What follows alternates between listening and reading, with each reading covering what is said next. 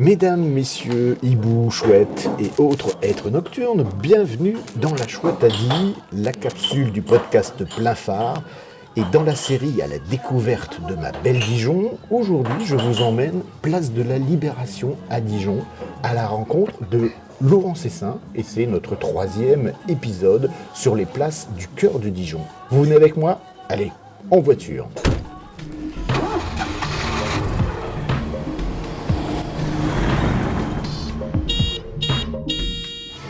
La Chouette a donc repris son envol aujourd'hui et elle se pose sur une place majestueuse, la place de la Libération à Dijon.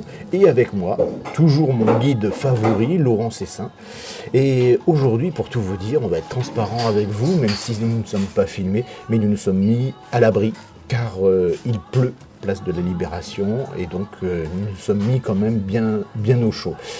Laurent, peut-être une présentation. Qui es-tu, Laurent, directeur de la valorisation de la ville de Dijon, mais aussi du 1204 ? Est-ce que tu peux nous en dire plus ? Alors effectivement, donc, je dirige la direction de la valorisation du patrimoine à Dijon, et on a le 1204 qui est le centre d'interprétation de l'architecture et du patrimoine de Dijon, qui est installé à la Cité internationale de la gastronomie et du vin, qui raconte l'histoire de la ville, de son développement, ses patrimoines, son architecture, ses matériaux, etc. Mais ce n'est pas la seule chose que l'on ait faite ou que l'on fait encore aujourd'hui, puisqu'on propose des visites particulièrement pour les habitantes et les habitants. On édite des documents pour visiter en autonomie la ville. On fait de la signalétique patrimoniale aussi pour se promener et découvrir au gré des déambulations les différents lieux importants de Dijon. Et c'est notre rôle de parler finalement de ce qui nous entoure et vous entoure quand vous vous promenez dans Dijon. Voilà, donc rendez-vous au 1204. Ouais. C'est à la Cité de la Gastronomie, donc on ne peut pas le rater. Alors Laurent, on s'est vu la première fois il y a 2 mois. On était place d'Arcy. Exactement. Tu nous as fait découvrir l'histoire de cette place. On a fait plein de découvertes. Après, on s'est un peu déplacé pour aller place Grangier. De la même façon, des grandes découvertes grâce à toi. Et j'ai l'impression qu'en fait, plus on avance, plus on tombe dans des lieux, je dirais, majestueux. C'est normal, où Dijon a décidé de concentrer tout le patrimoine dans un rayon de 200 mètres. Alors oui, c'est vrai que quand on est dans le centre historique de Dijon, dans l'extrême périphérie, il y a quand même une densité de patrimoine assez incroyable, en tout cas de choses déjà anciennes, que l'on considère au premier abord vraiment comme du patrimoine, auquel on porte une attention particulière. Mais pourtant, finalement, partout en ville, il y a des choses à découvrir, même dans les quartiers un peu plus éloignés du centre-ville. Le patrimoine, c'est une question de regard qu'on pose sur les choses. Et même les éléments les plus récents, les bâtiments, les aménagements les plus récents ont des choses à raconter, finalement, sur la manière dont on a pensé la ville hier et dont on la pense aussi aujourd'hui. Donc oui, bien sûr, c'est flagrant dans le centre-ville, mais on est aussi là pour montrer nous, au quotidien un petit peu ce qui a du sens dans l'histoire de Dijon et dans sa ville aujourd'hui. En tous les cas, quand on arrive ici sur cette place, on a quand même une sacrée claque visuelle, cette symétrie, ces façades, cet espace quand même incroyable. Je dirais presque qu'on est à Versailles ici. Ah bah, version dijonnaise. Ouais, tu ne crois pas si bien dire, parce que effectivement, quand on se place au centre de la place de la Libération, qu'on regarde ce qui est actuellement la mairie, avec le musée des Beaux-Arts, quand on regarde ces bâtiments, on a vraiment un incroyable effet de grandeur, de majesté, tu employé, je crois, ce terme tout à l'heure. Et c'est par hasard que ça va se penser à Versailles, parce que l'architecte qui a imaginé tout ça, il a aussi travaillé au château de Versailles. Donc c'est pas du tout hasardeux.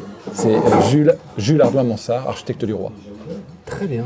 Et donc, si on devait, parce que ce podcast n'est pas filmé, si on devait décrire à quelqu'un qui n'est jamais venu à Dijon, qui ne connaît pas cette place, quelle image pourrait-on donner ? Alors certes, Versailles, qu'est-ce qu'on pourrait expliquer à quelqu'un qui nous écoute ce que l'on a, nous, sous les yeux?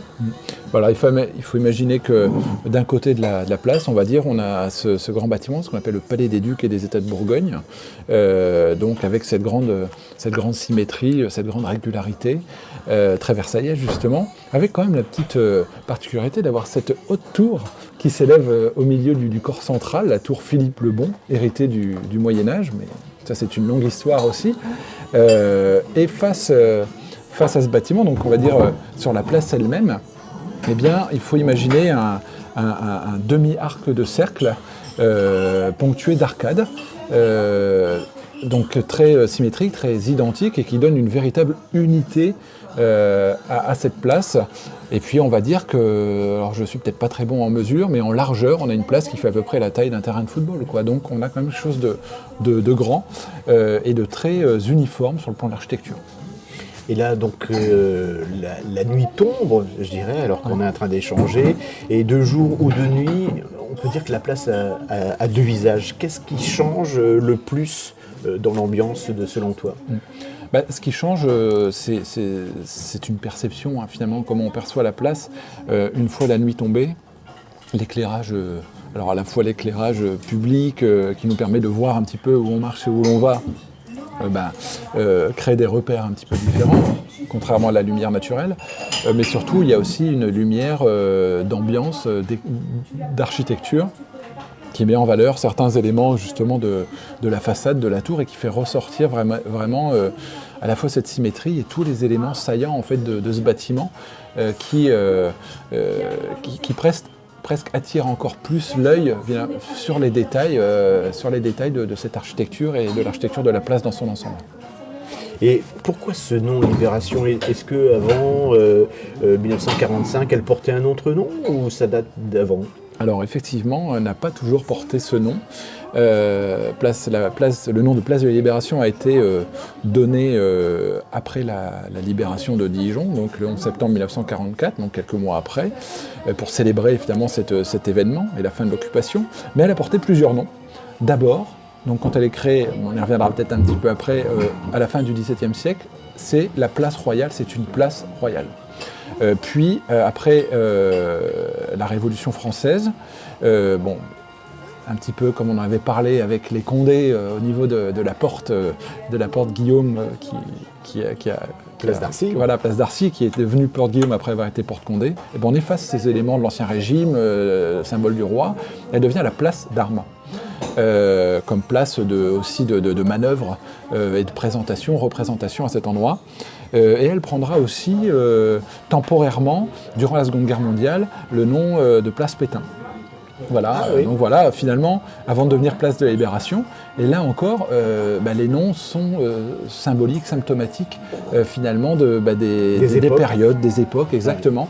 Et ça, là, on le voit très bien, et des régimes politiques aussi qui ponctuent ce temps long. Alors tu le disais tout à l'heure, elle a été conçue par Jules Hardouin-Mansart. Je crois que c'était lui aussi, la place Vendôme à Paris, il me semble. Oui, exactement. Jules Hardouin-Mansart a créé la place Vendôme, la place des Victoires. Donc il a travaillé à Versailles. Voilà, c'est un architecte très prolifique et un architecte du roi, donc un architecte qui porte un message aussi. Alors c'est vrai que Jules Hardouin-Mansart a travaillé sur cette place, mais il ne faut pas négliger non plus l'architecte Martin de Noinville, je le cite même s'il est un peu moins connu, qui a beaucoup travaillé sur la conception aussi de cette place. Même si Jules Hardouin-Mansart après a repris le projet pour en faire finalement tout cet ensemble uniforme aujourd'hui, comprenant le palais des Ducs, les États de Bourgogne qui s'élève face à nous. Et finalement, le fait qu'initialement ce soit une place royale, que ce soit un architecte du roi qui pense un petit peu cet ensemble, ça n'a rien d'anodin, puisque, comme je le disais, un architecte du roi est là pour faire passer un message, et un message politique, pour affirmer la puissance du roi aussi dans les provinces de son royaume. Et des places royales, on en trouve dans d'autres villes. Dijon n'est pas un cas unique. Alors, tu citais des places parisiennes, mais il y a la place Stanislas aussi à Nancy, il y a la place Bellecour. Enfin voilà, on a toutes ces places finalement à Lyon, pardon, pour la place Bellecour, qui étaient initialement des places royales. Donc il y a un fait urbain pour glorifier le roi qui apparaît ici. Montrait que le pouvoir du roi Louis XIV, ici, en tous les cas. Et j'ai entendu dire qu'il y avait une statue, à une certaine époque, une statue de Louis XIV, justement. Exactement, il y avait, alors j'allais dire au centre de la place, pas tout à fait, mais en léger recul vers l'entrée de la rue Vauban, qui est un petit peu dans le creux extrême du demi-cercle. Eh bien, il y avait une statue qui s'élevait ici, une statue équestre du roi Louis XIV. Alors, cette statue, elle a une histoire assez incroyable, parce que en fait, elle a été commandée dans les années 1690 à un artiste sculpteur très connu de l'époque, qui s'appelait Étienne Le Hongre. Donc, elle a été commandée pour justement orner cette place qui venait d'être terminée. Donc, elle a été conçue en quelques années. Puis était venu le temps de la transporter depuis Paris, où elle a été créée, jusqu'à sa destination Dijon. Sauf que l'état des routes, d'une part son poids, le matériel utilisé, n'ont pas permis de la transporter en fait à destination dans les temps voulus, donc c'est-à-dire à la fin des années 1690. Et donc elle est restée pendant une vingtaine d'années dans une grange, dans l'Yonne. Elle a pris la poussière. En tout cas, elle était stockée sérieusement. Elle a sans doute pris la poussière, un petit peu de paille aussi, mais elle a été stockée à cet endroit avant d'être, je dirais exhumée, c'est peut-être pas le bon terme, mais on s'est dit il va peut-être être temps d'amener cette statue à Dijon, qui a été payée accessoirement. Et donc on a repris le transport et on l'a amenée. Elle est arrivée en 1725. Sur la place, voilà. Et il a fallu créer son socle pour la poser dessus. Et les dernières interventions sur cette statue dans son ensemble ont eu lieu dans les années 1740. Donc ça te fait quand même 50 ans entre la commande et le moment où tout est terminé. Donc c'est assez intéressant aussi de voir comment le cheminement et au sens propre et figuré de cette statue. Alors, aujourd'hui, j'ai beau regarder, même si la pénombre envahit cette place, je ne vois pas Louis XIV. Ouais, non, elle n'est plus là. Effectivement, tu ne te trompes pas. Elle a été en fait, finalement, 50 ans pour arriver à Dijon, mais 50 ans plus tard, un tout petit peu plus, elle a été déposée et elle a été fondue pour l'effort de guerre national à l'époque. Et donc, elle a disparu effectivement de la place. Donc ne la cherchez pas. Il ne faut pas la chercher, ni dans un musée. Alors il reste des maquettes préparatoires, mais en tout cas sur la place, vous ne la trouverez plus. D'accord. Alors on va revenir un peu à l'architecture incroyable de cette place. Nous l'avons dit, tout est vraiment symétrique, j'ai envie de dire élégant, millimétré. Est-ce que c'était voulu ou bien Dijon avait déjà un architecte qui était un peu fanatique du copier-coller entre ces différents immeubles? Ouais. Non, effectivement, c'est pas tant alors, c'est le copier-coller à Dijon.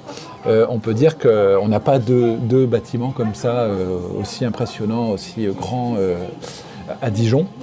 Néanmoins, la notion de copier-coller, elle n'est pas complètement fausse en rebond à ce que je disais tout à l'heure sur le rôle de l'architecte du roi, qui en fait impose en fait l'image du roi, l'image du pouvoir royal dans les provinces du royaume, justement. Et ça, c'est un élément important. Et en ce sens, la notion de copier-coller, elle n'est pas complètement folle, puisque à l'époque, on a une architecture qu'on appelle officielle.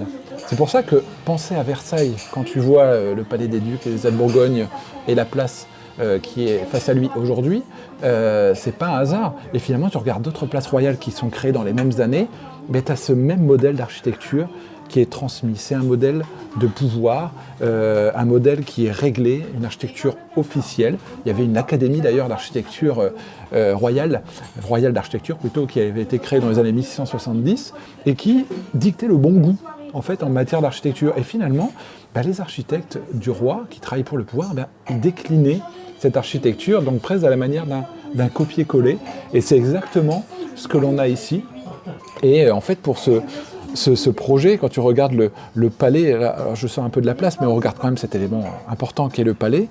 Les premières transformations pour faire ce bâtiment incroyable d'aujourd'hui débutent dans les années 1680 et les derniers bâtiments sont achevés dans les années 1780. Donc pendant 100 ans, on va avoir presque un chantier continu, j'exagère un petit peu à cet endroit, mais on va avoir finalement quelque chose de très uniforme. Ça ne se voit pas. Ça ne se voit pas. Parce que finalement, on a suivi le projet initial que la Jules Ardouin-Mansart, que je disais tout à l'heure, a dessiné, a écrit, mais finalement, c'est aussi toujours ce pouvoir royal qui s'impose et cette architecture officielle qui se déroule finalement à cet endroit-là. Voilà un petit peu pour... Il y avait, on pourrait dire, un cahier des charges, un process à suivre qui permettait au cours des années de pouvoir exactement. faire cet ensemble architectural qui est le même que l'on tourne sa tête de gauche ou vers la droite. Oui. Il y a vraiment ce suivi en tous les cas. Tout à fait. Tu nous as parlé il y a 2 mois des bas-reliefs au niveau de la place d'Arcy. Également, j'ai le mémoire, le mois dernier, c'était sur le bâtiment de la Poste Grangier, également des bas-reliefs. Oui. Ici, sur cette place, on en trouve également des bas-reliefs ? Oui, tout à fait. Alors, c'est vrai que l'architecture porte un message, raconte, traduit quelque chose. On parlait du pouvoir, justement, juste avant. Mais la sculpture, la décoration, justement, sur cette architecture a tout son sens. On a parlé de la statue équestre de Louis XIV qui est sur la place elle-même, mais en fait sur la façade du Palais des Ducs et des États, donc dans la cour principale, ce qu'on appelle la cour d'honneur, au centre, il y avait initialement aussi une statue de Louis XIV en pied, donc c'est-à-dire debout, dans une niche, qui a elle aussi disparu. Et Révolution française, là encore, oblige et comment dire, effacement des symboles royaux, qui a été remplacé dans les années 1840 par une statue de Minerve, donc déesse de la sagesse, de l'intelligence, qu'on retrouvait d'ailleurs aussi sur la Minerve qu'on trouvait sur qu'on trouve toujours sur la porte Guillaume. On a d'autres symboles aussi en fait qui existent quand on regarde les frontons, notamment celui de la salle des États. Donc là, on se met sur la place, on regarde le palais, c'est le bâtiment de gauche, qui a des grandes colonnes et il y a un fronton triangulaire au-dessus. Et on a notamment le symbole du soleil, qui rappelle aussi Louis XIV et le roi soleil, justement. On a comment dire, ce qu'on appelle des trophées militaires qui décorent. Donc Louis XIV est un roi guerrier, quand même, on peut le dire. Il a participé, voire initié un certain nombre de guerres, de conquêtes ou de défense du territoire. Il y a aussi les hauts faits historiques de Louis XIV qui sont écrits, donc on a l'écriture de l'histoire qui se fait, voilà, tout ce décor raconte tout ça. Et plus proche de nous, c'est pour ça qu'il ne faut jamais considérer quand on est à un monument que c'est un instant T qui est représenté. On reprend toujours... Il a vécu. Il a vécu. Et par exemple, quand tu regardes, je reviens sur pardonne-moi pour cet aller-retour, quand tu regardes dans la cour d'honneur en partie centrale, donc tu as la statue de Minerve que je citais précédemment, et tout en haut, tu as tout un ensemble de décorations qui surplombent la façade. Et on a notamment les armes de la ville de Dijon. J'allais dire un blason. Voilà, tu as un blason, exactement, ce sont les armes de la ville avec une médaille, la Légion d'honneur, que Dijon a eue en 1899 pour célébrer et reconnaître sa résistance glorieuse à la guerre de 1870. Je n'irai pas plus loin, mais c'est toute une autre histoire. Mais donc, on a rajouté ces armes de la ville, donc avec la Légion d'honneur, après 1899, donc, puisque c'est la date de remise de ces armes. Et donc, on l'affiche clairement ici, d'autant plus qu'aujourd'hui, c'est la mairie de Dijon. Et la mairie de Dijon, pour la petite histoire, a récupéré ces bâtiments appartenant anciennement au roi, notamment, en 1831, date de son installation dans ces murs. Voilà. Donc finalement, du pouvoir royal, c'est le pouvoir municipal, toujours un lieu de pouvoir finalement, mais par ces symboles, par cette sculpture, on raconte ces transformations au fil du temps. Et la statue de Minerve dont je parlais tout à l'heure, de cette sagesse politique aussi, incarnée par la municipalité, et les municipalités en général, traduit ses fonctions et cette continuité, voire ces changements de fonctions. Voilà. Et on l'a vu, la Révolution a fait disparaître les représentations du roi Louis XIV. Par contre, cette place a gardé son caractère, on en parlait tout à l'heure, son caractère majestueux. Oui. Comment on peut expliquer que c'est resté justement, malgré ces périodes de tension, qu'on ait pu garder justement cette place aussi majestueuse? On l'a gardée parce que finalement, elle était là, et faire table rase finalement, alors ça arrive qu'on le fasse, mais on l'a quand même rarement fait. Dijon a aussi une chance qu'on rappelle régulièrement, c'est de ne pas avoir été détruite, affectée par les guerres, en tout cas de manière bien minime par rapport à d'autres villes en France notamment. Et donc du coup, on a conservé ça, d'autant que la place de la Libération était déjà un lieu de rassemblement public, de fête publique, avant la Révolution française, donc au XVIIIe siècle notamment, où on célébrait des grands événements, notamment liés au roi. Mais après la période révolutionnaire, on a gardé ce lieu de manifestation publique. Il y a eu plein de projets. À un moment donné, on a même imaginé mettre un théâtre sur cette place. Donc on a essayé de la retransformer. Ça ne s'est jamais fait, mais ce lieu de manifestation, ce grand espace, fait que sur le long terme, eh bien, on l'a conservé parce qu'elle a aussi son utilité. C'est un écrin, c'est un ensemble cohérent. Et aujourd'hui, la notion de patrimoine, la protection de patrimoine, ce qu'on parlait justement on en a parlé de cette vision du patrimoine quand on a parlé la dernière fois de la place Grangier. Aujourd'hui, elle est là, donc on ne se verrait pas détruire cet ensemble. Et depuis un siècle, on ne se voit pas détruire ou modifier fondamentalement, évidemment, cet ensemble. Mais néanmoins, elle a connu des modifications. J'ai parlé de la décoration, mais elle a aussi été réaménagée plus récemment, dans les années 2000. Où elle a été transformée, et donc on a notamment ces fontaines bien connues des Dijonnaises et des Dijonnais qui sont apparues à ce moment et qui ont donné un visage nouveau, plus contemporain à la place, et ça fait partie de son histoire de long cours. Et il n'y a pas eu une nouvelle statue qui a été implantée, on aurait pu imaginer un vigneron, une chouette, mais non, on l'a laissé.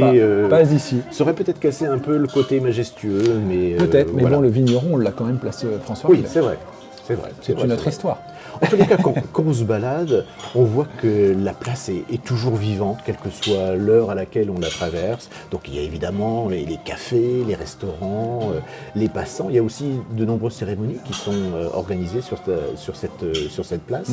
On peut le dire, c'est un lieu officiel, mais aussi festif à la fois. Ah bah c'est vraiment les deux, comme je le disais, ça a été et c'est toujours un lieu officiel. Des cérémonies peuvent se dérouler même encore aujourd'hui sur cette place de manière naturelle, d'autant qu'on est devant l'hôtel de ville. Donc c'est ce lien aussi à la mairie en fait, qui est installée ici, qui s'exprime. Mais c'est aussi un lieu festif, et sans doute que aujourd'hui, l'un des événements majeurs qui s'y déroule, c'est le concert de rentrée. Mais il y a aussi, au moment de Noël, le marché de Noël, ce grand sapin qui se dresse sur cette place. Et depuis les années 50, la descente en rappel du personnage de Noël depuis la tour Philippe Le Bon, voilà, c'est vraiment des moments festifs. Et la place de Libération permet d'accueillir tout ce monde qui vient participer au fil de l'année et de manière renouvelée chaque année à ces manifestations finalement populaires, dans le sens le plus noble du terme. Oui, c'était bien sûr le marché de Noël aussi qui s'installe. Et tu le citais, mais moi j'ai eu la confirmation que le Père Noël existait justement ici sur cette place en le voyant descendre. Je me suis dit, c'est une réalité. On peut pas le nier. On peut pas le nier. Ah bah oui, et puis il descend du ciel. Il descend du ciel. Donc nous avons eu la confirmation, et donc le Père Noël existe bien.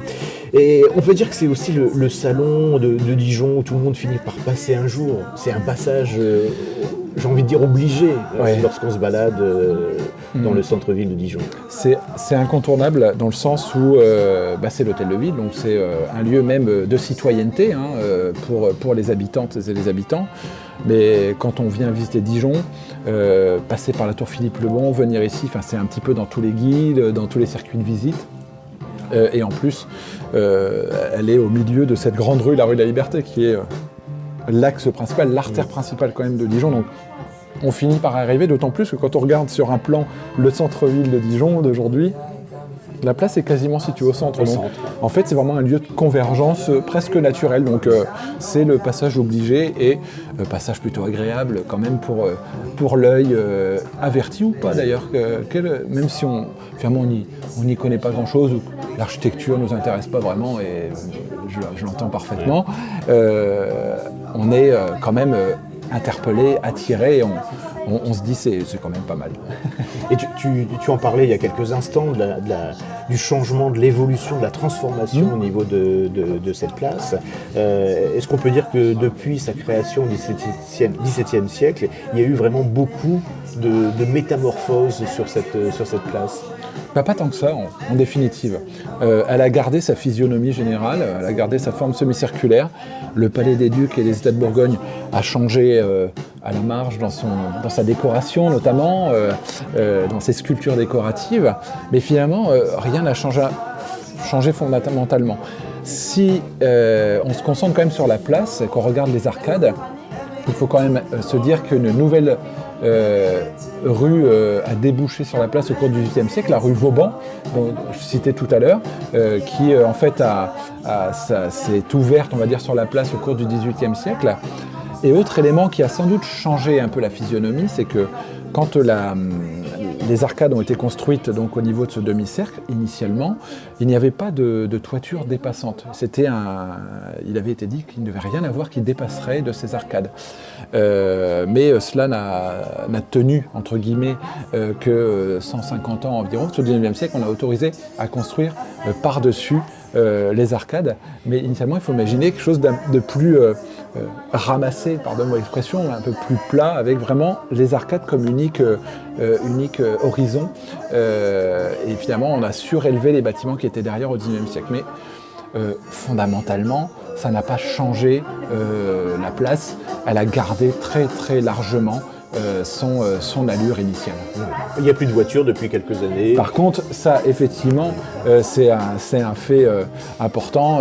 Depuis le début des années 2010, la voiture a complètement disparu et le parking qui était sur la place aussi, quelques années auparavant, a disparu. Et je te remercie de le rappeler parce que c'est un fait saillant. La voiture a disparu de cet endroit, effectivement. Mais c'est vrai que vu qu'elle n'y était pas initialement, tu vois, j'y ai pas pensé tout de suite, mais elle l'a été quand même pendant, tu as tout à fait raison, pendant quelques décennies. Et ça a été un retour finalement à un état antérieur que de retirer le parking et la circulation automobile. Voilà. Et puis on est juste à côté évidemment du Palais des Ducs de Bourgogne qui abrite le musée des Beaux-Arts. C'est incontournable. Ah bah bien sûr, oui, je pense que quand on vient à Dijon, c'est un passage obligé. Mais il est vrai que Dijon est riche de ses musées, déjà municipaux, musée des Beaux-Arts, musée archéologique, vie bourguignonne, art sacré, musée Rude. Il y a tous ces musées, sans compter tous les autres, musée Manien, et puis tout le consortium, tous ces musées d'art contemporain et galeries d'art contemporain. Donc voilà, il y a vraiment cette offre culturelle importante, en plus d'un cadre historique, d'une incroyable architecture qui constitue un terrain de jeu privilégié, évidemment. Et on dit, en tous les cas, je l'avais lu, que cette place, en fait, c'est en quelque sorte la porte d'entrée vers les trésors de Dijon. Tu confirmes ? Je te le confirme dans le sens où, tu vois, je te disais tout à l'heure qu'elle est vraiment très centrale, en fait, dans le centre historique. Et quand on est ici, il y a plusieurs rues qui s'ouvrent, plusieurs directions qui s'ouvrent autour de nous. Il suffit qu'on se tourne, on se laisse porter par cet axe, puis là, on peut en découvrir, et puis on peut aller loin, et puis même sortir de Dijon, prendre un peu de hauteur, et avoir des points de vue sur la ville. Alors si on s'éloigne vraiment, mais on a vraiment ces multiples possibilités à cet endroit. Mais pour prendre de la hauteur, on peut ne serait-ce que gravir les marches de la tour Philippe le Long. Combien de marches ? 316, me semble-t-il. 316, que l'on fait petite foulée légère. Exactement, et puis en marche arrière. Voilà. Aussi, on se donne rendez-vous pour faire cet exercice. Je serais peut-être absent, je ne sais plus. D'accord, voilà. On va essayer de voir ça. Et puis n'oublions pas quand même, on est tout près aussi de Notre-Dame. Oui. Il y a des maisons médiévales aussi. Exactement, sur le côté et même le départ, je crois, du sentier du fameux hibou. C'est pas le sentier de la Chouette, mais c'est le sentier du hibou. Alors finalement, on peut dire que tout part d'ici. Oui, c'est ça. Parcours de la Chouette, on va garder quand même. Oui, c'est ça. Après, on peut l'appeler, c'est peut-être un sentier alternatif, le sentier du hibou. Et si on était justement au départ de ce sentier, quelle est la première étape où l'on arrive lorsqu'on découvre cette ville en partant de ce parcours? Ah bah, le point de départ, de toute façon, c'est l'office de tourisme, mais qui est pas très loin de la place, puisqu'il est installé dans les murs du Palais des Ducs et des Têtes de Bourgogne. Donc en fait, c'est le point de départ, et la place de la Libération sera un point incontournable dans le parcours. Donc voilà, les visiteurs partiront de toute façon d'ici. D'ici, juste derrière, le Palais des Ducs. Exactement. Merci de nous avoir écoutés et à très bientôt pour un nouvel épisode. Au revoir à tous.